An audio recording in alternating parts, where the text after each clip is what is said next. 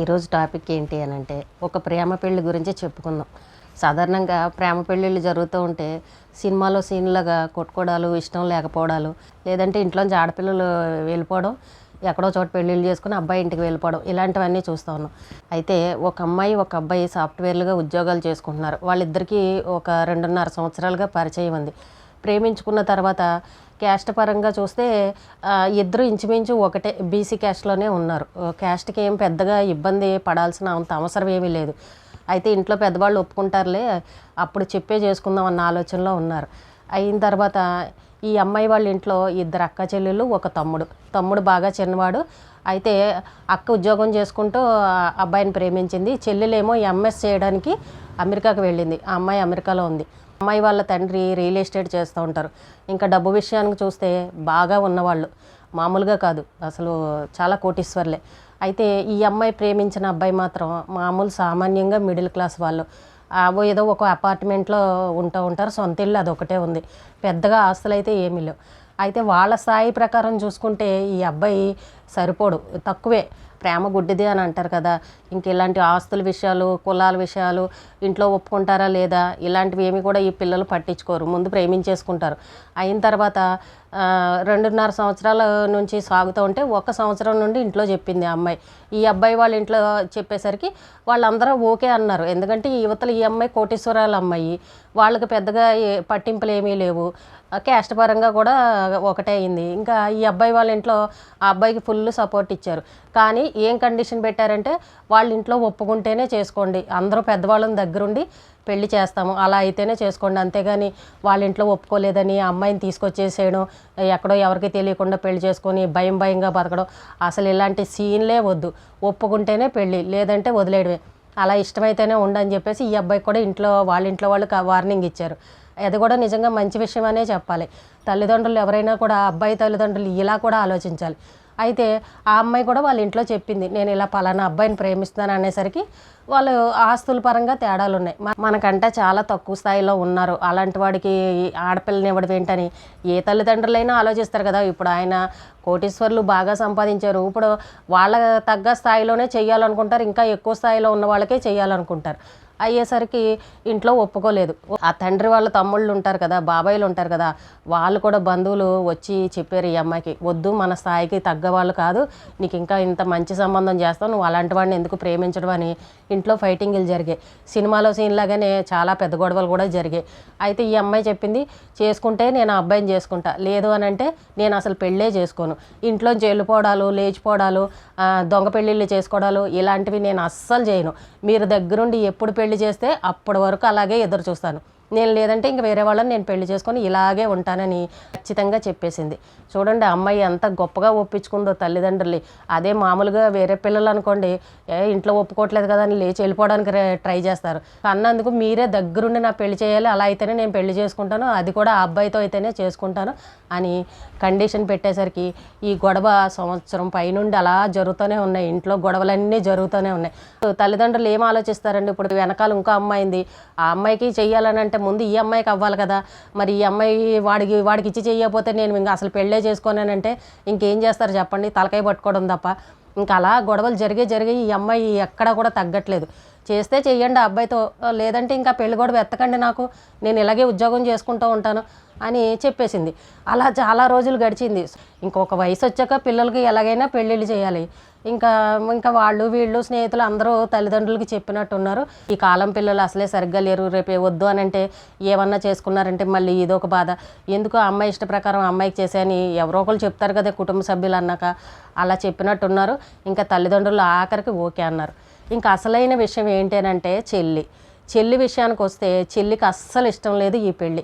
అమెరికాలో ఉంది కానీ అసలు ఇంట్లో ఎన్ని గొడవలు పెట్టాలో అన్ని గొడవలు పెట్టేస్తుంది, ఫోనులు చేసేసి. అసలు అక్కంటే విరక్తి కలిగేసింది.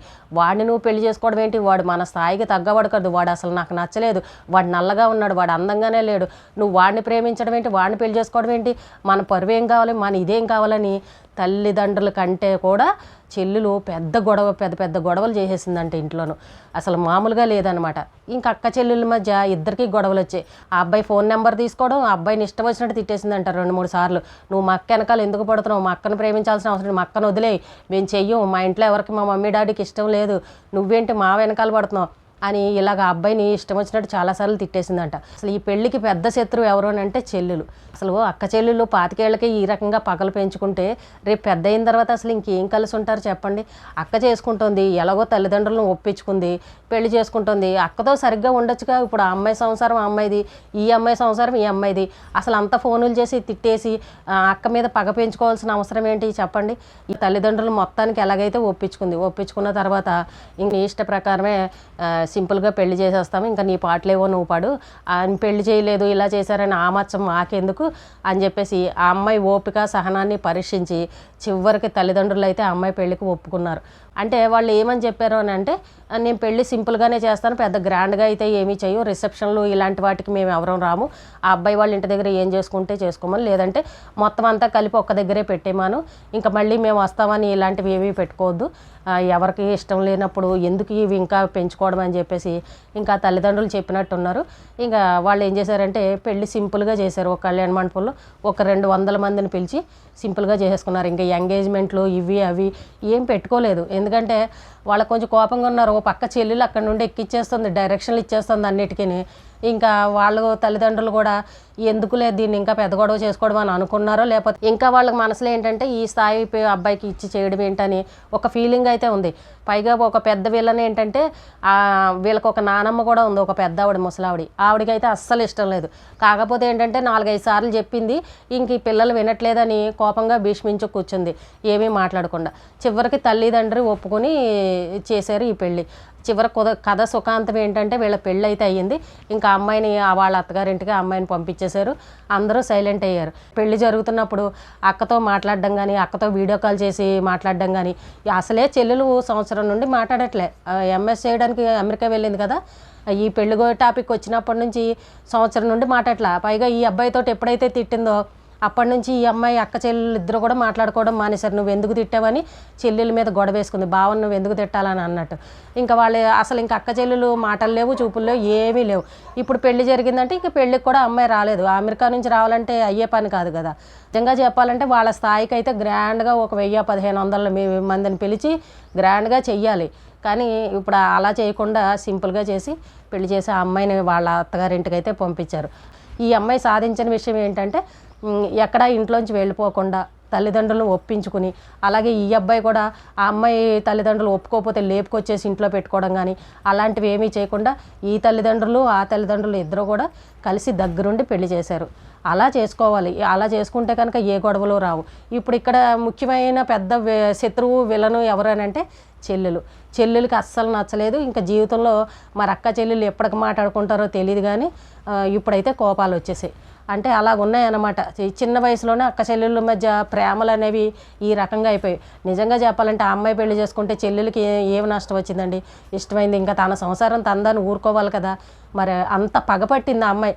ఈ అమ్మాయి చెప్పే మాట ఏంటంటే, మా అమ్మ మా నాన్న పర్వాలేదు, చివరికి మా నాన్నమ్మ కూడా పర్వాలేదు, నేనంటే ఇష్టం, మా అత్తమ్మ మామ వాళ్ళతో కూడా మాట్లాడారు, మరి మధ్యలో దీనికి వచ్చిన నష్టం ఏంటి? నేను పెళ్లి చేసుకుంటే దీనికేంటి? అసలు నా మొగుడు దానికి నచ్చాల్సిన అవసరం ఏంటి? మాట్లాడితే నల్లగా ఉన్నాడు, నాకు నచ్చలేదని చెప్తుంది. ఇద్దరూ తిట్టేసుకున్నారు, ఇద్దరం మాట్లాడుకోవడం మానేశారు. చక్కగా తల్లిదండ్రి చేత కాళ్ళు కడిగించి అన్ని సాంప్రదాయ ప్రకారం పెళ్లి చేసుకుంది. ఆ అమ్మాయి నేను కోరుకున్నది ఇదొక్కటే నా జీవితంలో, నాకు ఇదొకటే చేయండి, ఇంకా నాకు ఏం చేయకపోయినా పర్వాలేదని ఈ రకంగా మాట్లాడుకుంది తల్లిదండ్రులతో. ఇక్కడ మనం చెప్పుకోవాల్సిన విషయం ఏంటంటే, అక్క చెల్లెల మధ్య చిన్న వయసులోనే ఈ రకంగా పగలు ప్రతీకారాలు పెట్టేసుకుంటూ ఉంటే రేపు పెద్ద ఎదిగిన తర్వాత ప్రేమలు బంధాలు ఇలాంటివి ఉంటాయి. తోడబుట్టిన వాళ్ళని అన్న ప్రేమలు ఎక్కడుంటాయి చెప్పండి. ఇంకో తమ్ముడు ఉన్నాడు, అబ్బాయి ఇంకా చిన్నపిల్లాడే, ఇంటర్ ఏమో చదువుతున్నాడు. మెయిన్ ఈ క్యారెక్టర్, ఇక్కడ విలన్ క్యారెక్టర్ ఎవరంటే చెల్లెలు. కొంతమంది అలా కూడా ఉన్నారండి. ఇప్పుడు ఈ పిల్లల్నే అని అంటున్నామని కాదు, మనం పెద్దవాళ్ళు ఇప్పుడు ఈ వయసు మన వయసు వచ్చిన ఒక 50 ఏళ్ళు వచ్చిన వాళ్ళ ఇళ్ళల్లో కూడా అక్క చెల్లెళ్ళు అంటే ఒకళ్ళంటే ఒకళ్ళకి పడట్లేదు.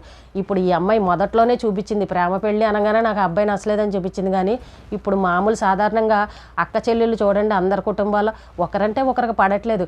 అక్క బాగుంటే చెల్లెలకు నచ్చదు, చెల్లెలు బాగుంటే అక్కకు నచ్చదు. కొంచెం ఒక ఉన్నత స్థాయిలో ఉన్నారంటే కొట్టుకుంటున్నారు, లేదంటే ఆస్తుల విషయాల్లో కొట్టే పెట్టేసుకుంటున్నారు. లేదంటే ఒకరంటే ఒకరు కుళ్ళు, ఒకళ్ళ పిల్లలను ఒకళ్ళు తిట్టుకోవడం, ఒకళ్ళింటికి ఒకళ్ళు రాకపోకలు లేకపోవడం, ఇలాంటివి ఎన్ని చూస్తున్నాం చెప్పండి. బయట వాళ్ళకన్నా విలువిస్తున్నారు కానీ తోడబుట్టిన వాళ్ళు ఒకళ్ళంటే ఒకళ్ళకి ప్రేమలు లేవు. బాగా దారుణంగా జరుగుతున్నాయి అక్క చెల్లెల విషయాల్లో. మనం అన్నదమ్ములనే చెప్పుకుంటూ ఉంటాం, అది కాదండి, అక్క చెల్లెలు కూడా ఇలాగే ఉన్నారు. ఒకళ్ళింట్లో సంవత్సరాలు మాట్లాడుకోలేని అక్క చెల్లెలను కూడా నేను చూశాను. ఇప్పటికీ మొహాలు చాటేసుకునే వాళ్ళని చూశాను. అసలు మా అక్కైనా మా చెల్లెనా అంటే వాళ్ళు ఆ ఇంటి మీద కాకి ఈ ఇంటి మీద వాళ్ళదని అనే రకంగా కూడా చాలామంది ఉన్నారు. కాకపోతే వీళ్ళు చిన్న వయసులోనే 25 ఏళ్ళకే దెబ్బలాడుకున్నారు. కొంతమంది ఏమో ఒక 50 ఏళ్ళు వచ్చిన తర్వాత దెబ్బలాడుకున్న వాళ్ళు ఉన్నారు. అలా ఉన్నాయండి బంధాలు ఈ రోజుల్లోనూ. పెద్ద వయసు వచ్చిన వాళ్ళ ఇళ్లలోనూ అక్క చెల్లెల మధ్య గొడవలు ఉన్నాయి. ఇగో చిన్న వయసు వచ్చిన వాళ్ళ ఇళ్లలోనూ అక్క చెల్లెల గొడవలు ఇలా ఉన్నాయి. ఎవరికి ఒకరంటే ఒకరికి పొత్తులు ఉండట్లేదు. ఎందుకు దెబ్బలాడుకుంటారో తెలీదు. కొంచెం బాగున్నారు అని అంటే కొమ్ములు వచ్చేస్తాయి, బాగోలేని వాళ్ళని చూసి అసహించుకునే పరిస్థితి. అందరూ ఒకటే స్థాయిలో ఉండాలంటే అవి అయ్యే పని కాదు కదా. వేరే వేరే కుటుంబాలకు వెళ్తారు, పెళ్ళిళ్ళు చేసుకుని అక్కడ పరిస్థితులు వాళ్ళ మెంటాలిటీలు వేరుగా ఉండొచ్చు, వాళ్ళ ఆస్తిపరులు అవ్వచ్చు అవ్వకపోవచ్చు, ఎవరి ఇబ్బందులు వాళ్ళకుంటే భర్తలు మంచి వాళ్ళు అవ్వచ్చు అవ్వకపోవచ్చు. ఒకరికొకరు తోడుగా ఉండి ఆదుకోవాలి కానీ అంటే ఒకరు మాట్లాడకపోవడం ఇలాంటివన్నీ జరుగుతున్నాయి అక్క చెల్లెల మధ్యన. ఎవరైనా సరే కలిసి ఉండడానికి ప్రయత్నం చేయండి అని అంటుంటే ఎవరో నేను తగ్గనని పట్టుదలగా ఉంటున్నారు. ఇంకా కాలం ముందుకు వెళ్ళే కొద్దీ ఇంకెన్ని రకరకాలు చూస్తామో తెలియదు కానీ కొన్ని కుటుంబాల్లో ఇలాంటి విషయాలు కూడా జరుగుతూ ఉన్నాయి. ఈ రోజుకి ఇదేనండి. రేపు మళ్ళీ ఒక మంచి విషయంతో మళ్ళీ కలుద్దాం.